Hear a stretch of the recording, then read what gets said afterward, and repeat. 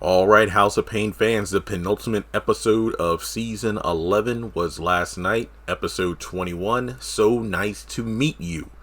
Synopsis: after Glow exchanges harsh words with Curtis, she gives him 210 pounds of pork that a butcher friend gave her. He's suspicious of the gesture and begins piecing together an unlikely tale of matricide and cannibalism. Let me put it this way. This definitely felt like a House of Pain episode from the OG series. I mean, I think Peanut, the fact that he just came in and did his thing really made the episode shine. If there was one misstep, of this particular episode, it was the Miranda placement. I don't mind Miranda being in the episode. It's just that her role in the episode definitely felt more like, yeah, I would have expected this from Lisa, but not from Miranda. Because trust and believe, this review's going to be pretty short. So I'm going to give it a 9 out of 10. Like I said, the one thing, if they would have switched this around, this episode probably would have got a perfect score, 10 out of 10. And that was simply putting Miranda somewhere else and having Lisa making Curtis paranoid about where all that meat came from. So the episode starts off. Curtis is actually, folding laundry, and Ella is just shocked that, Curtis is doing that because, he's being sweet, he's, being caring, which is kind of funny because wasn't the last episode when CJ went over to their house and saw Curtis, offering to get Ella's slippers, make her some tea, rub her feet, and he was like, what, are you domesticated now? But no, he was actually trying to help out around the house. But unfortunately, Ella was like, yeah, I need you to just leave the laundry to me from now on. Why, baby? What's going on? Because you didn't bother to separate the colors, and now you done messed up some of the shirts. That, if I ever get married, that's something I gotta get used to, because I don't want to, stereotype it being a man, but I remember when I went to college, my mom was like, separate the clothes. I have never in my life separated clothes, and none of my clothes have ever come out of the washer or dryer messed up. Unless, obviously if I had like button up shirts and things like that, I would do that separately from, let's say, boxers, socks and whatnot. But, I've never messed up clothing. So, haha. But like I said, women's clothing could be a different thing. So, yeah, I would probably, Curtis, good that you tried to help, but listen to her next time. All right. So from there, Glow comes over and she wants to report the pit bull that Curtis has chained up to the food truck in order to guard it because, neighbors have been complaining about it.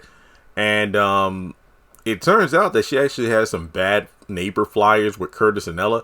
That's a picture, I'm pretty sure, has been on social media. How, like, on how the House of Pain social media page, they piece together like, little promo pictures and whatnot. It definitely looked like one of those. And Curtis, instead of being offended, he was actually impressed by her skills. And to be honest, yeah, they did look pretty fresh. As somebody who was a communications major, but not that great at graphic design, I do appreciate somebody with some good graphic design talent. So from there, we got Calvin, chilling over at the house, and Curtis like, Calvin, didn't I ask you to cut the grass? Oh, I got somebody else doing that for me, Pops. What are you talking about? And then Peanut comes in, and it turns out his payment is, just some good pork chops. And then Calvin's like, yeah, he works cheap. I love you more and more every day, son. So I really did like the fact that it was just a brief moment, but it was definitely, bonding moment between Calvin and Curtis, as opposed to Curtis, just insulting his son. It was pretty cool to see that, some of his own character traits have rubbed off on his kid. So from there, Glow comes over with 210 pounds of beef, and everybody's like, what in the world? What are you doing with all this beef? And it turns out, or this meat, sorry. She got it from a friend, a company called Long Pork, I believe. And she wanted to apologize to Curtis. I'm guessing for the flyers or the dog situation. But in any case, all that meat, and she wants to give it to him because, well, he has the barbecue business.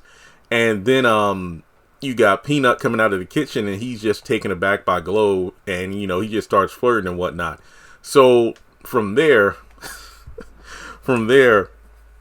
we actually have him trying to work around the house. It's like, oh, I cut the grass. Well, let me, do the gutters. That way I can see Mrs. Higginbottom. I think that was her name. In order to, flirt with her again. And then, Calvin calls him out for being a gold digger. Man, I ain't no gold digger, Calvin. I just want to find an older woman who's financially, well. That way I ain't got to work a single day in my life. Yeah, that's a gold digger. Man, stop judging me. So we go over to the backyard, and Miranda and Curtis are well, actually no, Miss Glow actually comes by again with a pie that she had baked, and then again he tries to flirt with her, picks a flower for her and whatnot. It was a cute scene. I mean, look, regardless of the age, Cheryl Pepsi Riley, come on now, come on, y'all know. Anyway, so we go over to Miranda and Curtis in the backyard. And, cooking the meat, smelling good. Miranda's like, yeah, Miss Hella told me you were cooking some ribs. And they did look good now, I ain't gonna lie. But after hearing how he got the meat, you had Miranda suspicious about, don't you think she might be trying to trick you? I mean, y'all had a big argument and all of a sudden she gave you over 200 pounds of pork to cook. And then she looked up the company online. And then the first thing that came up, Longport, is like, have you ever heard of this company? I ain't gonna lie, she was making some valid points here, but the way she switches from rational to completely hysterical, yeah, this is some Lisa, I heard it from such and such a person on the street. This does not sound like Miranda. But in any case, he looks it up, and the first thing that comes up is, the meaning of the word could be cannibalism and whatnot. And it just doesn't add up. Like I said, this was a Lisa. I feel like this part of the script got mixed up where it was given to Miranda when it definitely should have been given to Lisa. That's just my opinion. But in any case, you have Ella, who's actually looking good in that yellow dress she had on. And she's, talking with him about it, and she finds it ridiculous. So from there, Curtis goes over to CJ's house and talks with Lisa and Malik about the situation. And again, they think he's being ridiculous. Peanut comes in because CJ and Curtis are like, well, we got to find a man to go in there and try to get her to confess to the crime of killing her husband, because apparently Glow's husband was lost at sea and they never found the body. So that's where they're thinking I bet Glow killed the husband to collect the insurance money. And from there, she just gave me that meat to get back with me and call in an apology. She wants me to eat she wants me to eat, human being. That's messed up. So in any case, they come up with a plan to get somebody to get her to confess. And then when Peanut comes over, they look to him because apparently Peanut was told that Curtis would give him dating tips on how to get with an older woman. So from there, we go to the backyard and of Curtis and Ella's house, and they got a little dinner table and all set up. Glow comes over because somebody told her it was Ella's birthday. So she gets to the backyard and these two start to talk, and Peanut is like, hey, age ain't nothing but a number. I like older women, and the fact that if you have any deep dark secrets you want to tell me, like if you killed your husband and then try to pass off the meat as regular meat to somebody to cook it, and then from there she repeats what he just says, like, wait, killed my husband and gave the meat away for somebody to eat? And then Curtis jumps out to say, she confessed. I did love when CJ was like, Curtis, that wasn't a confession, you jumped out too early. So then Ella comes back there, realizes what's going on, and they all straighten things out. And then Peanut realizes that actually Glow thought this was all a ploy, even Peanut liking her, but it turns out he actually does like her. But then when he found out that, I didn't collect insurance money after my husband, vanished, but I gave all that money to charity, he was like, nah. I could find a broke chick, who's younger too. There are plenty of them. And then that was it. And that was the end of the episode. That was pretty funny. I mean, this was, like I said, the Miranda, Lisa switch up of the dialogue, that could have been changed. But other than that, it was a pretty good episode. Also, when Peanut went over to CJ's house, I think there was a moment where he's like, CJ, Malik, delicious?